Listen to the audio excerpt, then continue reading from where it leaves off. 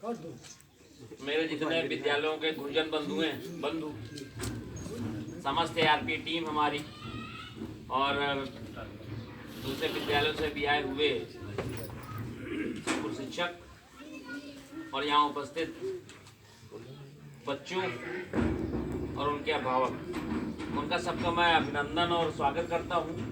और अभी आपने देखा और जो बातें हमारी पूरी एआरटी टीम ने आपको बताया, शेयर की, उसका केवल लक्ष्य यही है कि आपको कंसेप्ट क्लियर कर लेना है कि आगे होने वाला क्या है।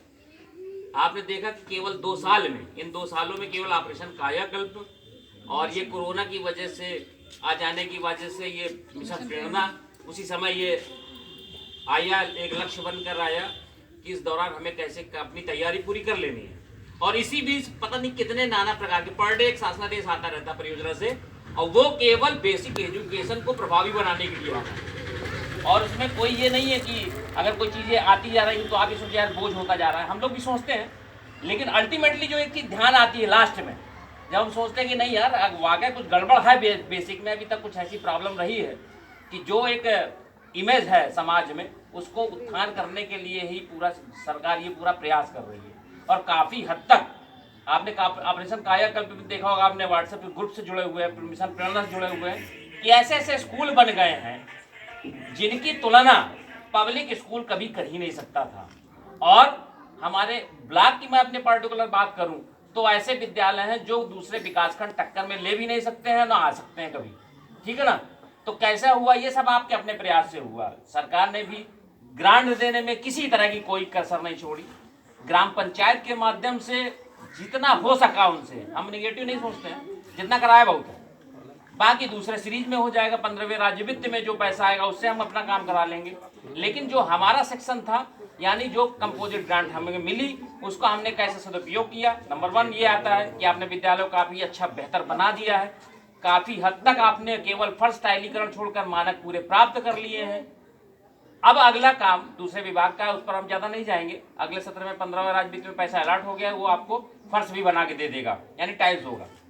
लेकिन जितनी भी व्यवस्थाएं हैं उनको आपको अपने दुरुस्त रखनी है।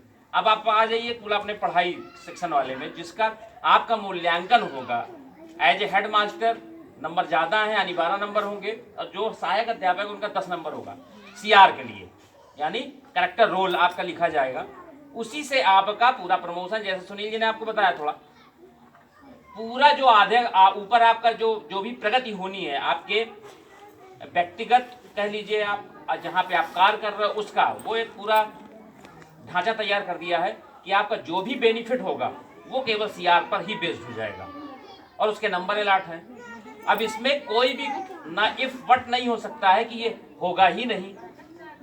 तो इस दिमाग में आप बात बना लो कि हर चीज को आपको सीरियसली टेकअप करना है, कि जैसे दीक्षा आप है तो उसको टारगेट्स पे रहते आप पूरा कर लो। जैसे एक चीज़ और बताई हमारे आरपी बंधुओं ने कि कोई नया टीचर आया, जैसे इन्होंने बताया कहीं विद्यालय गए थे उमाशंकर जी, नहीं बता पाए, उनको मालूम ही नहीं दीक्षा है, तो अभी तक आप एक लगभग आपके साथ वो कलीग्स रह रहा है 15 दिन से, आप उसको अभी तक शेयर न कर पाए कि यार प्रेरणा मिशन में क्या चल रहा है, तो ये दुर्भाग्य की बात है।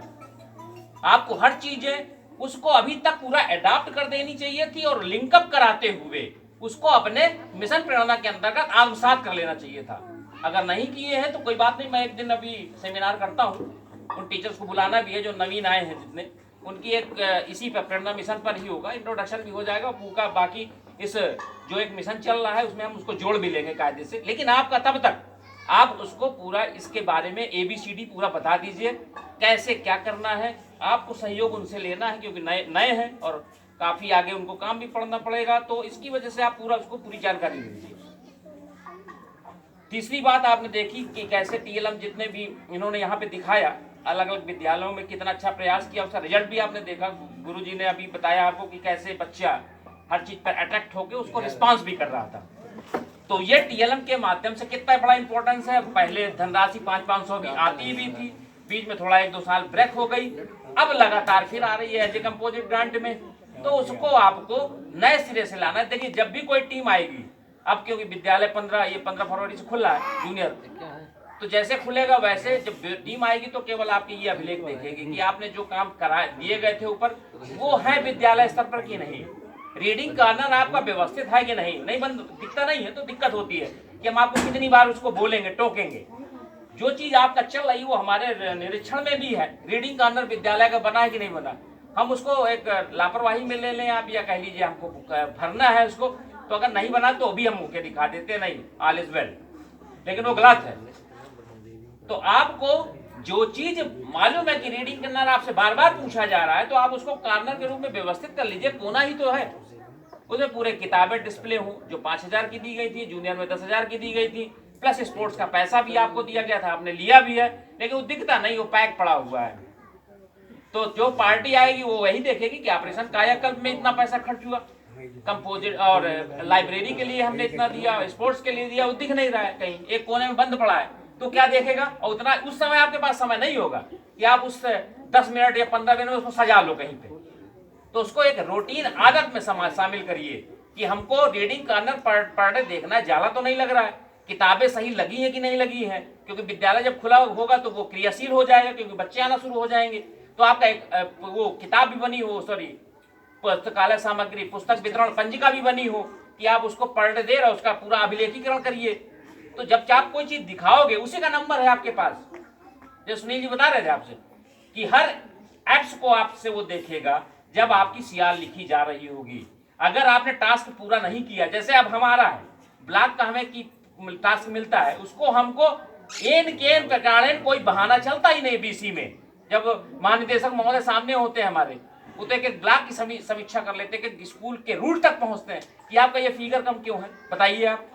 तो महानिदेशक के डर की वजह से आप ये कह लो, या उन्होंने हमको एक लक्ष्य दे रखा है कि आपको काम करना है, उसके लिए इंफ्रास्ट्रक्चर हमको दे दिया, 3 ऑपरेटर दिए हैं और एक EMIS इंचार्ज मिलने वाला है। तो उन्होंने अपना सेटअप पूरा कर दिया, जनरेटर मिल गया है, लैपटॉप मिल गया है, कंप्यूटर्स मिल गए हैं, जितना नाना प्रकार का। अब हम बहाने वाला कोई प्रॉब्लम नहीं है, वही चीज आपके साथ सूट होती है जो हम जहां हम खड़े वहां आप खड़े हो। तो जब टीम आए तो आप बिल्कुल व्यवस्थित रहो कि हर चीज जो चीज वहां से चली थी वो रूट लेवल पे है या नहीं, इसके लिए टीम आने वाली है। और उनका अपना एक कैटेगरी होती है जिसके उसके पैरामीटर्स हैं, उसी में आपको नंबर मिलेंगे। जैसे हमारे यहाँ टीम आई थी मुस्कुरा में, लखनऊ से आए परियोजना की टीम आई, उसने उनके पास पूरा कैटलॉग था, उसमें हर चीज के नंबर पड़े हुए थे कि आपका दिखाइए लीव आपका ऑफलाइन चल रहा है कि ऑनलाइन, दिखाइए कहाँ पे चल रहा है, तो वो हमको दिखाना पड़ा। जितनी भी फीडिंग चल रही है कि आपका कंपोजिट पूरा क्यों नहीं है, इस टाइप की बातें, उसी में मार्किंग शुरू हो जाता है, वहीं पे देते हैं वो। उसमें ये नहीं कहना कि हम बाद में जाके लखनऊ में जाके देंगे। गंदगी थोड़ा पड़ी थी BRC पे, पीछे थोड़ा हल्का गंदा था, साफ नहीं हो पाया, तो उन्होंने उसको नोटिस किया, जाते घुसे वो वहीं पे देख लिए। फिर हमने कंप्रोमाइज वो किया, कमिटमेंट की सर आप पहुंचने से पहले सब साफ हो जाएगा और दोबारा जब आपकी विजिट होगी साफ ही मिलेगा। तो ये सब चीजें ना हो, क्योंकि हमने गवर्नेंस इसको किया था, केवल सफाई, बाकी सेक्शन ठीक था और परफॉर्मेंस भी ब्लॉक का ठीक था हमारे। तो वो चीजें नहीं होनी चाहिए। वहां पे एक्सक्यूज भी की पोजीशन में भी नहीं होगी कि तब तक आपकी मार्किंग हो चुकी होगी। इंडिविजुअल टीचर की बात कर रहा हूं मैं, वहाँ ओवरऑल नहीं कि आप एज ए हेडमास्टर हो, मैं सहायक हूँ तो मेरा कोई मूल्यांकन नहीं होगा, या हेडमास्टर ही जिम्मेदार होगा। अगर सहायक सोच रहा तो गलत है, क्योंकि इंडिविजुअल सीआर सबकी होती है अलग अलग, एक स्टाफ की नहीं होती है। तो जब मार्किंग शुरू हो गई है, ये चीज नीतिगत फैसला लिया जा चुका है बेसिक एजुकेशन को सुधारने